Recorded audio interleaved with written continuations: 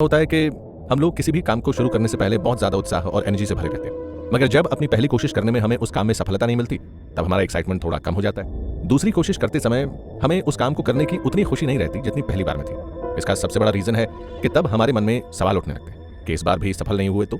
क्या आपके साथ भी ऐसा ही कुछ होता है? अगर हाँ, तो आप भी सफलता का मंत्र जरूर जानना चाहेंगे, है ना? वैसे आपको ये जानकर हैरानी होगी कि हमारी सफलता का मंत्र हमारी उन्हीं कोशिशों में छुपा होता है जो पहले हमें असफलता की तरफ ले जाती है। कैसे?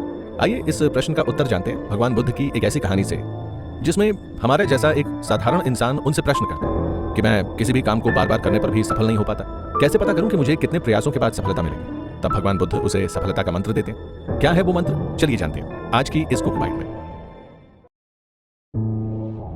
एक बार भगवान बुद्ध भ्रमण करते हुए एक नगर में जा पहुंचे और वहां आश्रम के लिए अनुकूल स्थान देकर उन्होंने कुछ दिन तक अपने सभी भिक्षुओं के साथ वहीं ठहरने का मन बना लिया। वो नगर पहाड़ियों से घिरा हुआ था, आसपास खूब सारे पेड़ पौधे भी थे, तो सभी को वो जगह ध्यान करने के लिए उत्तम लगी। इसीलिए सभी की इच्छा देखकर भगवान बुद्ध कुछ दिनों के लिए वहीं ठहर गए। जब भिक्षुओं ने नगर में जाकर भिक्षा मांगना शुरू किया तो नगरवासी ये जानकर बहुत खुश हुए कि स्वयं भगवान बुद्ध उनके नगर में आकर रह रहे। धीरे धीरे नगर के लोग भगवान बुद्ध के दर्शनों के लिए उनके आश्रम में भी आने लगे।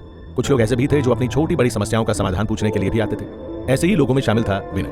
विनय 22 साल का एक नौजवान था जो पिछले कुछ सालों से अपना खुद का व्यवसाय शुरू करने की कोशिश में लगा था, मगर उसे सफलता नहीं मिल पा रही थी। उसने भगवान बुद्ध को प्रणाम करते हुए उनसे पूछा, हे भगवान, आप तो सबके दुख दूर करते हैं, कृपया मेरे दुखों का भी कोई समाधान बताइए। मैं पिछले 3 सालों से अपने पैर जमाने की कोशिश कर रहा हूँ, मगर हर काम में मुझे असफलता ही मिली है। सबसे पहले मैंने गले का काम शुरू किया, मगर मैंने जो भी अनाज भरकर रखा, अगले साल उसकी कीमत कम हो गई, जिससे मुझे भारी नुकसान उठाना पड़ा। उसके बाद मैंने भोजन सामग्री की एक छोटी सी दुकान भी खोली, मगर वो भी नहीं चली और बहुत दिनों तक दुकान में रखे रहने से कुछ सामान में तो कीड़े ही पड़ गए। अब मैं कुछ नया व्यवसाय शुरू करना चाहता हूँ, कृपया बताएं कि मैं ऐसा कौन सा व्यवसाय शुरू करूँ जिसमें मुझे सफलता ही मिले। मैं असफलता का मुंह देखते देखते थक चुका हूँ। अब कुछ भी नया काम शुरू करने से पहले असफल होने का डर मेरे मन में पहले आ जाता है। कृपया करके मुझे इस डर से मुक्त कीजिए प्रभु।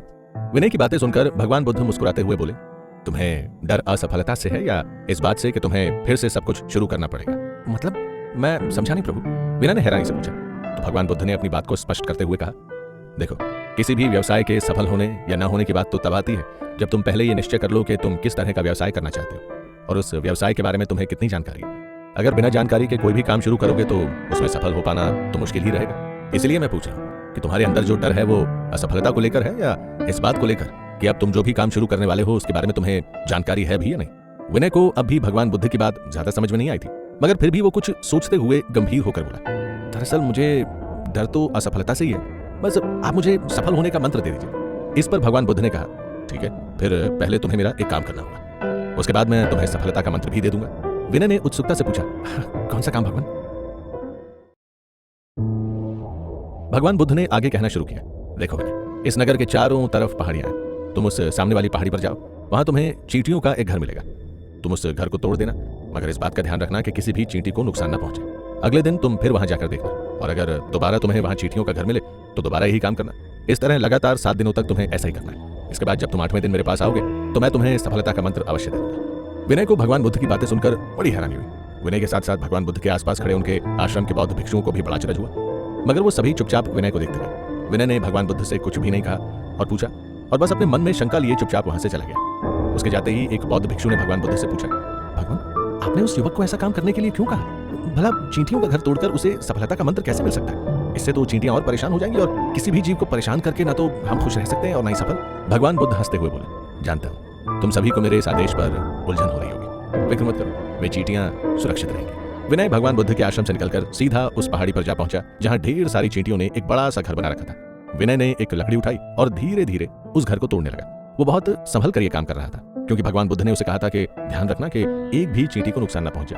उसने बड़ी सावधानी से धीरे धीरे करके चींटियों का घर तोड़ दिया। उसे थोड़ा बुरा भी लगा कि इस तरह किसी की मेहनत से बनाया गया घर तोड़ना गलत है, मगर फिर भी वो आदेश का पालन कर रहा था। अगले दिन फिर वो उसी समय उसी पहाड़ी पर गया तो देखकर हैरान रह गया कि जिस जगह पर उसने घर तोड़ा था ठीक उसी जगह पर वैसा ही एक घर बना हुआ था। विनय बड़ी हैरानी के साथ मन ही मन सोचने लगा, ये चींटियां तो बड़ी कलाकार है, एक ही दिन में इतना बड़ा और इतना सुंदर घर बना लिया। शायद इसीलिए महात्मा बुद्ध ने यहाँ लगातार 7 दिन आने के लिए कहा था। ऐसा सोचकर उसने फिर से एक लकड़ी उठाई और चींटियों के द्वारा बनाया गया नए घर को भी तोड़ने लगा। अब उसे इस काम में मजा आ रहा था। घर को वापस मिट्टी में मिलाने के बाद विनय ने उस जगह पर ढेर सारा पानी भी गिरा दिया जिससे मिट्टी गीली हो जाए और चींटियां दोबारा अपना घर न बना पाए। ऐसा करके विनय वापस अपने घर आ गया। तीसरे दिन जब वो फिर उस जगह पर पहुंचा तो थोड़ा सा दुखी हुआ क्योंकि अब वहां कोई घर नहीं था। वो मन ही मन सोचने लगा, शायद मैंने चींटियों के घर वाली जगह पर ढेर सारा पानी भर दिया था इसीलिए उन्होंने अब घर बनाना ही छोड़ दिया। लगता है सफलता के मंत्र को पाने के चक्कर में मैंने कोई गलती कर दी, मुझे उनका घर नहीं तोड़ना चाहिए था। विनय ऐसा सोच ही रहा था कि तभी उसकी नजर थोड़ी दूरी पर गई, जहां चींटियों का नया घर बना हुआ था, और उसे देखते ही विनय के चेहरे पर चमक आ गई। वो खुश होकर बोला, अरे वाह, ये तो कमाल ही हो गया, चींटियां सच में बड़ी चतुर हैं। इस तरह की जगह मिट्टी गीली हो गई तो क्या हुआ, दूसरी जगह पर घर बना लिया जाएगा। तभी उसे याद आया कि उसे लगातार 7 दिन तक चींटियों का घर तोड़ना। अब उसका मन भारी होने लगा। वो चींटियों की मेहनत बर्बाद नहीं करना चाहता था, मगर फिर भी आदेश का पालन करने के लिए उसने फिर से उन चींटियों का नया घर तोड़ दिया। और इस बार लापरवाही से घर तोड़ते हुए उसका ध्यान इस बात पर भी नहीं गया कि उसकी लकड़ी से कुछ चींटियां घायल भी हो गई। उसने जैसे ही चींटियों को लकड़ी के नीचे दबते हुए देखा तो फटाफट लकड़ी फेंक दी और वहां से भाग गया। उसे डर था कि भगवान बुद्ध को इस बात का पता चला कि उसने चींटियों को मार दिया है तो वो बहुत नाराज हो गए। अब उसे उन चींटियों के बारे में सोचकर बुरा लग रहा था। वो रात भर चींटियों के घर के बारे में ही सोचता रहा और फिर उसने मन ही मन कुछ निर्णय कर लिया। विनय जब चौथे दिन पहाड़ी की उसी जगह पर पहुंचा जहां चींटियों का नया घर बना हुआ था, जो उसने एक दिन पहले ही तोड़ा था, तो वो ये देखकर खुश हुआ कि चींटियों ने फिर से वैसा ही एक घर उसी जगह पर बना लिया था। उसके दिल को बड़ी तसल्ली मिली और वो मन ही मन सोचने लगा, मुझे लग रहा था कि मैंने कुछ चींटियों को मार दिया, इसलिए शायद अब ये चींटियां दोबारा इस जगह पर घर नहीं बनाएंगे। लेकिन ये चींटियां तो अपनी लगन की बड़ी पक्की निकली। 3 बार घर तोड़ने पर इन्होंने चौथी बार में भी वैसा ही सुंदर घर बना लिया। लगता है खुद भगवान भी नहीं चाहते कि मैं इनका घर तोड़ूं। फिर ना जाने क्यों उन्होंने मुझे ऐसा काम करने को दे दिया। मगर भले ही उनकी आज्ञा की अवहेलना हो जाए, मैं इन चींटियों का घर नहीं तोड़ूंगा और जाकर भगवान बुद्ध से बोल दूंगा कि मैं चींटियों को नुकसान नहीं पहुंचाना चाहता था, इसीलिए मैंने उनके घर को नहीं तोड़ा। फिर जो होगा देख लिया जाएगा। ज्यादा से ज्यादा क्या होगा, शायद वो मुझे कोई मंत्र ना दे, नहीं दे तो ना सही, पर मैं अब इन चींटियों का और ज्यादा नुकसान नहीं कर सकता। विनय को चींटियों पर दया आ रही थी, इसीलिए उसने निश्चय किया कि अगले दिन वो अपने घर से इन चींटियों के लिए आटा लेकर आएगा और यहाँ बैठकर इन्हें अपने घर का आटा खिलाएगा। 5वें दिन तक विनय पूरी तरह से निश्चय कर चुका था कि उसे क्या करना है। घर से निकलते समय उसने थोड़ा सा आटा लिया और उसे लेकर पहाड़ी पर बने चींटियों के घर के पास पहुंच गया। फिर घर के आसपास उन चींटियों के लिए उसने आटा भी रख दिया। 6वें और 7वें दिन भी उसने यही किया। अब वो पहाड़ी पर चाहता जरूर था, मगर चींटियों का घर तोड़ने नहीं, बल्कि चींटियों को भोजन करवाने। 7 दिन के बाद जब भगवान बुद्ध के द्वारा दिया गया समय खत्म हुआ तो विनय फिर से उनके आश्रम में पहुंचा और उन्हें प्रणाम करते हुए बोला, क्षमा करें भगवान, मगर मैं आपके बताए हुए काम को करने में भी असफल रहा। मैंने 3 दिन लगातार चींटियों के घर को तोड़ा, मगर चौथे दिन मेरी हिम्मत ही नहीं हुई। मुझे लगता है कि अगर मैं चौथे दिन के बाद भी उनके घर को तोड़ता रहता तब भी वो दोबारा उसी जगह पर अपना घर बना लेते, क्योंकि 3 दिन लगातार घर तोड़ने पर भी उन्होंने यही किया था। पता नहीं कैसे एक रात में वो वैसा ही सुंदर घर बनाकर तैयार कर लेती। मैं उनकी मेहनत पर पानी नहीं फेर सकता, इसलिए मैंने चौथे दिन के बाद उनके घर को तोड़ना ही बंद कर दिया। अब आप चाहें तो भले ही इसके लिए मुझे कोई भी दंड दे सकते हैं। मैं जानता हूं कि अब आप मुझे सफलता का मंत्र भी नहीं देंगे, मगर मुझे उससे भी कोई शिकायत नहीं है। बस मैं उन चींटियों की मेहनत को बनाए रखना चाहता हूं, इसलिए उनके घर को नहीं तोड़ सकता। विनय की बात सुनकर भगवान बुद्ध ने उनसे कहा, कोई बात नहीं, तुमने जो किया वो बिल्कुल सही।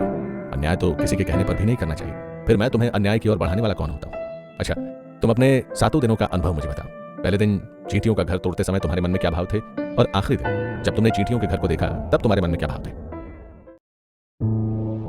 भगवान बुद्ध का प्रश्न सुनकर विनय ने बड़ी गंभीरता से कहा, पहले दिन जब मैंने उन चींटियों का घर तोड़ा तब मुझे इस बात का दुख जरूर था कि मैंने इन चींटियों को बेघर कर दिया, मगर ना तो मेरे मन में उन चींटियों के लिए कोई हमदर्दी थी और ना ही मुझे मालूम था कि ये चींटियां दोबारा वैसे ही घर बनाने में सक्षम है। दूसरे दिन जब मैंने उस घर को देखा तो मुझे ऐसा लगा कि मैंने तो उनका घर पूरी तरह से मिट्टी में मिला दिया था, फिर उन्होंने दोबारा उसी जगह पर घर कैसे बना लिया। इसलिए मैं उस जगह की मिट्टी पर पानी डाला था जिससे वो दोबारा उस जगह पर घर न बना पाए। मगर वो चींटियां तो बड़ी चालाक थी, उन्होंने उस जगह को छोड़कर दूसरी जगह पर वैसा ही घर बना लिया। तीसरे दिन जब मैंने उनका घर तोड़ा तो मुझसे गलती से कुछ चींटियां भी मर गई, तब मुझे बड़ा बुरा लगा। मुझे उन चींटियों पर दया आने लगी और लगने लगा कि मैं कौन होता हूं उनकी बार बार की गई मेहनत को इस तरह बर्बाद कर दूं। उन्हें नहीं पता कि मैं कितने दिन तक उनके घर को तोड़ने वाला हूं, उन्हें नहीं पता कि उन्हें कितने दिन और मेहनत करनी हो। वो तो बस लगातार मेहनत करने में लगी रहती है और हर दिन एक नया घर बनाकर तैयार कर लेती है। यही सोचकर मैंने चौथे दिन उनके घर को ही नहीं तोड़ा और मैं वापस चला गया। 5वें दिन वो अपने उसी घर में आराम से इधर उधर घूम रही थी जो मैंने नहीं तोड़ा था। ये देखकर मुझे खुशी हुई और फिर 6वें 7वें दिन का अनुभव भी ऐसा ही रहा। मैं अपने घर से उनके लिए आटा भी लेकर गया था। उन्हें इस तरह अपने घर में इधर उधर घूमते और आटा खाते देखना मुझे बड़ा अच्छा लगा और ये भी समझ आ गया कि असफलता का सामना तो तब होता है जब हम कोशिश करना छोड़ देते हैं। जैसे अगर वो चींटियां पहले ही दिन घर टूट जाने के बाद दूसरा घर नहीं बनाती तो वो भी असफल ही होती, मगर उन्होंने न सिर्फ दूसरे बल्कि तीसरे दिन के बाद भी अपना घर बनाया। उन्होंने इस बात की बिल्कुल परवाह नहीं की कि वो अपने घर को बनाने के लिए कितनी कोशिश कर रही हैं या कितने दिन से लगातार वो एक ही काम किए जा रही हैं। उनका मकसद तो बस घर बनाना था, फिर चाहे वो कितने ही प्रयासों में बने। ये सुनकर महात्मा बुद्ध हंसते हुए बोले, हाँ विनय, यही तो सफलता का मंत्र है। तुम जिस काम में सफल होना चाहते हो उसे लगातार करते रहो, अपना पूरा ध्यान अपने लक्ष्य पर रखो और तब तक उस लक्ष्य को पाने की कोशिश करते रहो जब तक सच में सफल ना हो जाओ। सफलता को हासिल करना उसके प्रयासों को गिनने से संभव नहीं होगा, बल्कि एक सफलता पाने के लिए कई प्रयास करने होंगे। अनगिनत प्रयासों के बाद भी अगर सफलता तुम्हें नहीं मिलती है तो वही तुम्हारी सच्ची खुशी है। जैसे तुमने सबसे पहले अनाज का व्यवसाय किया और पहली ही बार में हार मान गए। अगर तुम लगातार कुछ सालों तक उसे करते रहते तब शायद तुम्हें सफलता जरूर देखने को मिलती। इसलिए अब जो भी व्यवसाय शुरू करो तो उसमें तुम तब तक लगे रहना जब तक तुम्हें सफलता नहीं मिल जाती। तो दोस्तों, देखा आपने, सफलता का मंत्र कोई ऐसा कठिन मंत्र नहीं है जिसे करने के लिए हमें कोई बड़ा अनुष्ठान करना पड़े।